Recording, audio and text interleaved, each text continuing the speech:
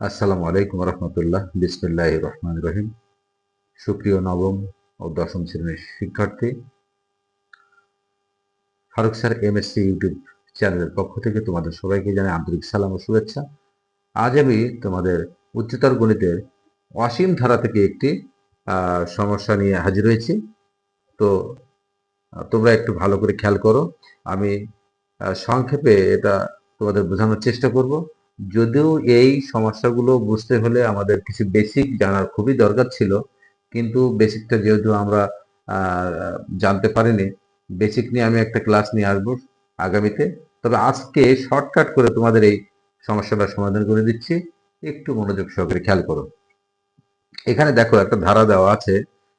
এই ধারাটা কিন্তু এখানে লেখা আছে অসীম ধারা, অর্থাৎ এটা এই এখানে প্রথম পদ দেওয়া আছে, দ্বিতীয় পদ দেওয়া আছে, তৃতীয় পদ দেওয়া আছে, এইভাবে চতুর্থ পঞ্চম ষষ্ঠ এইভাবে ধারাটা মানে অসীম ভাবে চলতেছে, অনেক দূর গেছে।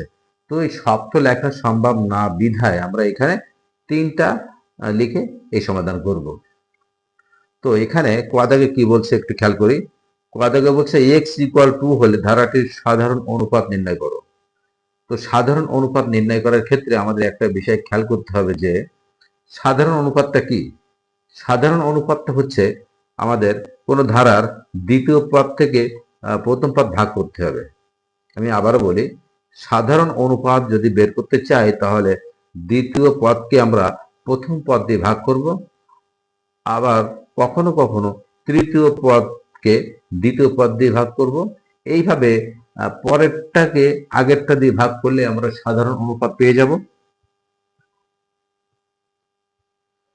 তো এখানে আমরা কি করলাম, সমাধানে চলে আসি। x=2 দেওয়া আছে। তো x=2 হলে ধারাটির সাধারণ অনুপাত কি হবে?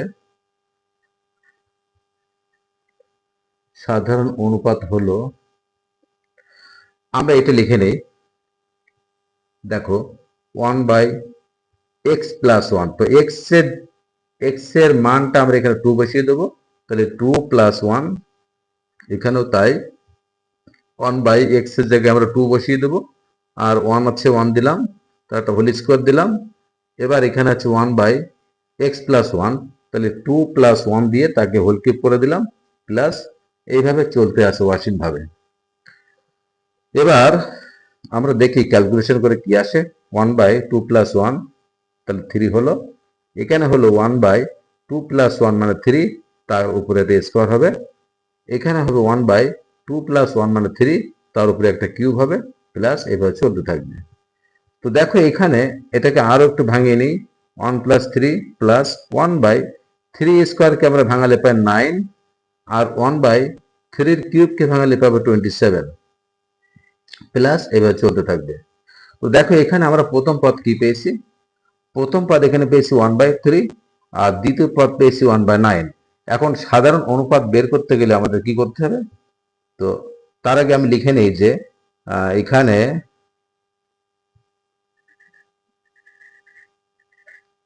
এখানে প্রথম পদ কি আছে। প্রথম পদ এটাকে আমরা ধরে নিব। তো এখানে প্রথম পদ দেওয়া আছে 1/3, এটা লিখে নিলাম। তো সাধারণ অনুপাত কি হবে?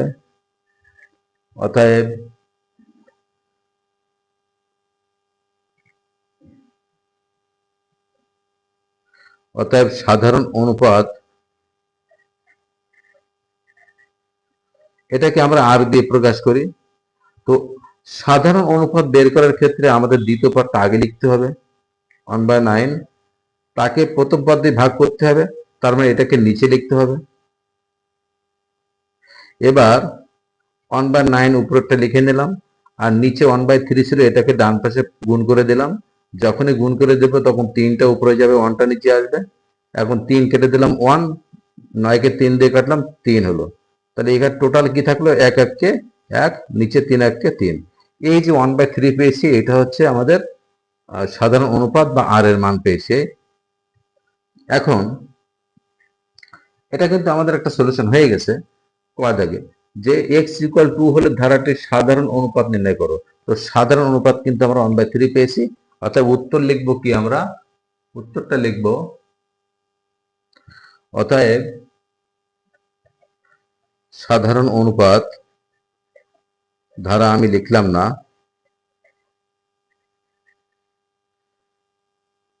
সাধারণ অনুপাত আর সমান 1/3। ব্যাস, একটা অ্যান্সার আমরা পেয়ে গেছি। এবার আমরা আসি পরেরটায়। তো যেহেতু ডান পাশে জায়গা আছে, আমি ডান পাশে করে দিচ্ছি। এখানে খ দাগে কি বলছে দেখো, সমস্যা খ, আমরা একটা সমাধান করি। খতে দেখো, এখানে ঠিক একই ধারাতে আমরা ক্ষয়ের মানটাও বসাবো। এখানে ক্ষয়ের মান কি আছে, x ইকুয়াল 3 হলে ধারাটির সাধারণ অনুপাত আর সমান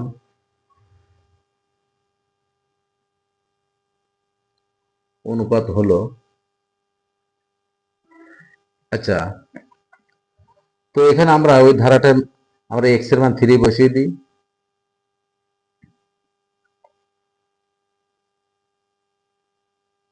ওয়ান বাই, দেখি এখানে ছিল x plus 1,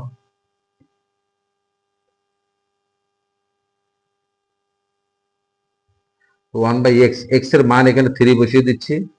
3 plus 1 plus 1 by 3 plus 1 এর whole square plus 1 by 3 plus 1 এর হোল কিউব, মানে এখানে পাওয়ার একটা করে প্রত্যেকবার বাড়তে আছে, প্লাস অসীম দ্বারা। এখন এখানে ক্যালকুলেশন করে পাচ্ছি 1 বাই 3 1 4, 1 বাই 3 1 4, 4 এর মাথায় স্কোয়ার হবে। এখানে 1 বাই 4 মানে 4, 4 এর মাথায় কিউব হবে, প্লাস ডট ডট। এবার দেখো এটাকে আরো একটু ভাঙিয়ে দিই, 1 প্লাস 4, 1 বাই 4, 1 বাই 4 4 কত 16, 1 বাই এখানে 4 কে কিউব করলে পাচ্ছে 64, প্লাস ডট ডট। এখন এই ডট ডট মানে এটা কিন্তু মানে আমার ধারা অসীমভাবে চলতেছে। এখন এখানে খেয়াল করো, প্রথম পদ পাচ্ছি আমরা কি 1 বাই 4, আর দ্বিতীয় পদ পাচ্ছি 1 বাই 16। তাহলে সাধারণ অনুপাত কি হবে দেখো, অতএব সাধারণ অনুপাত, এটাকে আমরা আর দিয়ে প্রকাশ করি। প্রথম পদ দ্বিতীয় পদ কি আছে 1 বাই 16, তাকে প্রথম পদ 1 বাই 4 দিয়ে ভাগ করব। তাহলে আর পাচ্ছি কি দেখো, আমরা এখানে এখানে লিখি 1 বাই 16, আর নিচে 1 বাই 4 ছিল, এটাকে ডান পাশে দিলাম, তাহলে গুণ হয়ে যাবে। গুণ হলে 4টা উপরে যাবে, 1টা নিচে আসবে। 4কে কাটলাম 1, 4কে কাটলাম 4 4 16, তাহলে এখানে পেলাম 1 বাই 4। অর্থাৎ এই যে 1 বাই 4টা পেয়েছি, এটা কিন্তু আমাদের সাধারণ অনুপাতে আর এর মান। ব্যাস, এবার আমাদেরকে আমরা যেহেতু সাধারণ অনুপাত বের করতে পেরেছি, এবং এখানে প্রথম পদ ছিল কিন্তু 1 বাই 4। এবার আমাদের বলেছে যে দেখো, এটা আমরা এতক্ষণ করলাম, অনুপাত নির্ণয় করলাম। এবার ধারাটির 10তম পদের সমষ্টি নির্ণয় করতে হবে। তো ধারাটির 10তম পদ নির্ণয় করার ক্ষেত্রে আমাদের কি খেয়াল করতে হবে, আমি আর এক পৃষ্ঠায় যাই। এবার আমাদের খ দাগের বাকি অংশ করতে হবে। বাকি অংশ ওখানে বলেছিল যে আমাদের ওই যে ধারাটা ছিল, ওই ধারার 10তম পদের সমষ্টি বের করতে হবে। তাহলে সমষ্টি নির্ণয়ের ক্ষেত্রে আমরা কি সূত্র জানি, দেখি। আমরা জানি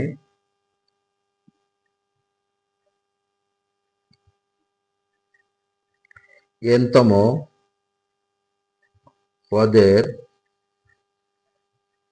সমষ্টি, সমষ্টিকে আমরা s দিয়ে প্রকাশ করি, আর sn, অর্থাৎ s মানে সমষ্টি, আর n-তম পদ, তাই এখানে s এর পাশে একটা n লিখতে হবে। আর ফর্মুলা কি আছে, আছে এখানে a ইন্টু 1 মাইনাস r এর পাওয়ার হচ্ছে n বাই 1 মাইনাস r। এইটা হচ্ছে আমাদের ফর্মুলা। যদি আমরা কখনো n-তম পদের সমষ্টি বের করতে চাই, তাহলে এই ফর্মুলা আমাদের মুখস্থ করতে হবে।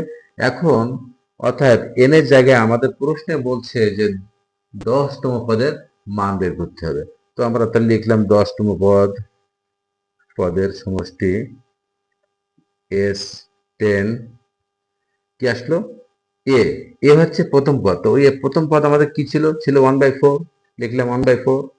তারপরে ভিতরে আছে 1 মাইনাস আর, আরও ছিল 1/4। তার মাথায় এন মানে হচ্ছে 10, ব্র্যাকেট শেষ করলাম। নিচে লিখলাম 1 মাইনাস আর মানে হচ্ছে 1/4। এবার এটাকে ক্যালকুলেশন করি। তো এখানে কি আসছে দেখো, 1/4টা এখানে লিখে নিলাম, আর 1 মাইনাস 1/4, এই 4 এর মাথায় কিন্তু 10 পাওয়ার আছে। তো 4 কে 10 পাওয়ার যদি আমরা করি তাহলে কি মান পাচ্ছি এটা আমাদেরকে দেখতে হবে। এটা তোমরা ক্যালকুলেটর হিসাব করে বের করে নিও যে কোন মানটা এখানে আসতে পারে।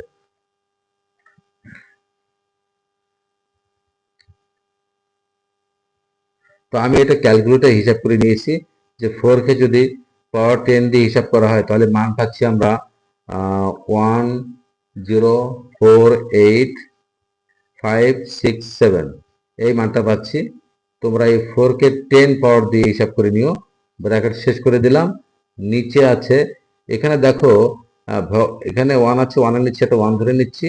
1 4 লসাগু করলে 4 হয়, 4 কে 1 দিয়ে ভাগ করো 4 হবে, সে 4 কে 1 দিয়ে গুণ করলে 4 হবে, আর 4 কে 4 দিয়ে ভাগ করো 1 হবে, 1 এর সাথে উপরে 1 গুণ করে দাও, 1 একে 1, ব্যাস। পরের লাইনে কি হচ্ছে দেখো, উপরে থাকছে 1/4, আর ভিতরে দেখো এখানে এই 1 আছে, এর নিচে এটা মনে মনে 1 ধরে নিলাম, আর এর নিচে তো বড় সংখ্যাটা আছে। এখন এর নিচে 1 এবং বড় সংখ্যাটা যদি লসাগু করি তাহলে আমরা কি পাচ্ছি? পুরোটাই বড় সংখ্যা পাচ্ছি, 1048, তারপর হচ্ছে 576, আর নিচের দাগটা দিলাম। নিচে হলো 4 থেকে 1 বিয়োগ করে দাও, তাহলে 3 থাকবে, 3/4, ব্যাস। নিচেরটা আপাতত আমাদের ক্যালকুলেশন শেষ। এখন উপরে আমরা লসাগু পেয়েছি এইটা, তো লসাগু দিয়ে এর নিচে 1 আছে তাকে ভাগ করে দিই। তো 1 দিয়ে ভাগ করলে যা আছে তাই হবে। সেই সংখ্যাকে উপরে 1 দিয়ে গুণ করে দাও, তাহলে যা আছে তাই হবে, 104857 মাঝখানে মাইনাস দাও। এখন এই লসাগু দিয়ে নিচেটা ভাগ করো, যেহেতু একই জিনিস এখানে একই সংখ্যা আছে, ভাগ করলে 1 হবে, সেই 1 এর সাথে উপরে 1 গুণ করে দাও, তাহলে 1 হবে, ব্র্যাকেট শেষ করে দাও।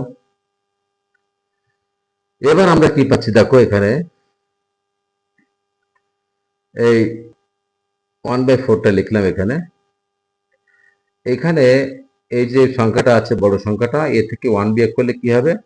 হবে 104857, এই 6 এর জায়গায় 5 হবে যেহেতু 1 মাইনাস করে দিয়েছি। আচ্ছা, ব্র্যাকেট শেষ করে দাও। নিচে আছে 3/4, ভুলেই গেল, এখানে আবার একটু ভুল করে ফেললাম।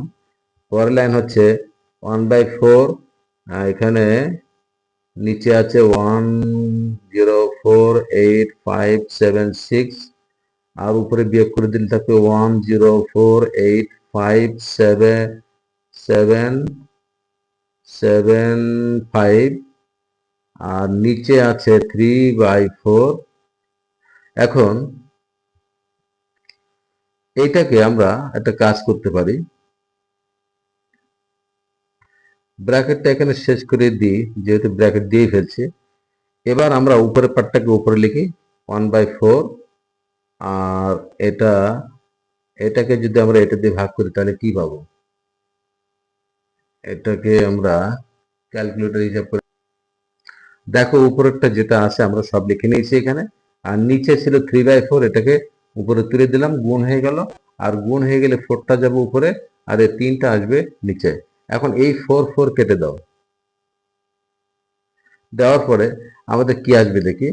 এখানে এটাকে আমরা এটা দিয়ে ভাগ করে ফেলি, ভাগ করার পরে যা হবে, আর ক্যালকুলেটর লাগবে, ক্যালকুলেটর তো আমার কাছে নাই। আচ্ছা, দেখছি। এবার আমরা দেখো এই 3 দিয়ে কেটেছি 1, আর উপরে এটাকে 3 দিয়ে কেটেছি, 3 দিয়ে কাটলে হয়েছে এখানে এই সংখ্যাটা আসছে। এখন আমাদের কাটাকাটি করার শেষে এটা থাকলো উপরে, এটা থাকলো নিচে, তাহলে এটা লিখে ফেলি 349525, নিচে আছে 104857 0.776। এখন এইটাকে এটা দিয়ে ভাগ করলে আমাদের প্রকৃত রেজাল্ট আমরা পেয়ে যাবে। এখন তো খেয়াল করো আমরা এখানে কি পাচ্ছি। আবারও বলছি আমি যে এই 3 দিয়ে কেটেছি 1 হয়েছে, আর উপরে যে সংখ্যাটা ছিল এটাকে 3 দিয়ে কেটেছি, এটা হয়েছে। তাহলে এখন এইটা আমরা লিখে নিলাম এই, আর নিচে যেটা ছিল সেটা এখানে লিখলাম। এখন এই উপরের সংখ্যাটাকে যদি আমি এইটা দিয়ে ভাগ করি তাহলে ইনশাল্লাহ আমাদের রেজাল্ট বেরিয়ে যাবে। এখন ভাগ করলে কি আসবে? ভাগ করলে আসবে 0.333333, এইভাবে এটা চলতেই থাকবে। তো যেহেতু এটা চলতেই থাকবে, সুতরাং এটাকে আমরা এইভাবে না লিখে আমরা 1/3 লিখতে পারি, এবং এটা হচ্ছে তার, এবং এটা প্রায় অবশ্যই প্রায় লিখতে হবে এখানে, কারণ এখানে দশমিকের যে বিষয়টা এখানে আছে, দশমিক কখনো পুরোপুরি মিলে যায় না, এখানে মিলিনি, বিধায় এখানে অবশ্যই প্রায় কথাটা লিখতে হবে। সুতরাং এইটা ভাগ করে আমরা পেয়েছি 1/3, এটা হচ্ছে আমাদের 10তম পদের সমষ্টি। আশা করি আমার প্রাণপ্রিয় সকল ছাত্রছাত্রী বুঝতে পেরেছো। অনেকটা তড়ি ঘড়ি করে করেছি, বিদ্যুৎ অফ হয়ে গেছে, আমি খুব একটা ভালো দেখতে পাচ্ছি না। তো তোমরা এটা বোঝার চেষ্টা করো ভালো করে, আর যদি বুঝতে না পেরে থাকো অবশ্যই আমাকে কমেন্ট করে জানিও। আর পরবর্তীতে আবার দেখা হবে নতুন কোনো ভিডিওতে। ততক্ষণে সবাই ভালো থেকো। আল্লাহ হাফেজ। আসসালামু আলাইকুম ওয়া রাহমাতুল্লাহ।